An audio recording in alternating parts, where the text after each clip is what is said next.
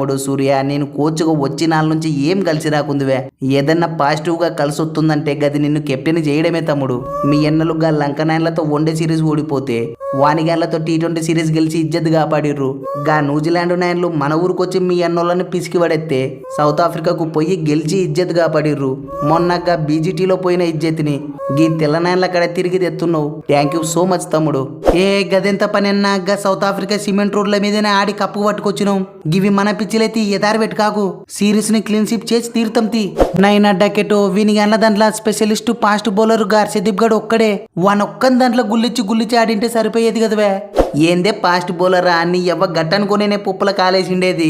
అరే ఊరికి ఇంత వచ్చి దబ్బున స్పిన్ ఎత్తుండు. గాల్లో డొప్పటోడు ఇంత మాయ చేసి మోసం చేస్తాడని బొత్తు వెనకలానే. Yes correct చెప్పినావే డక్కెటో.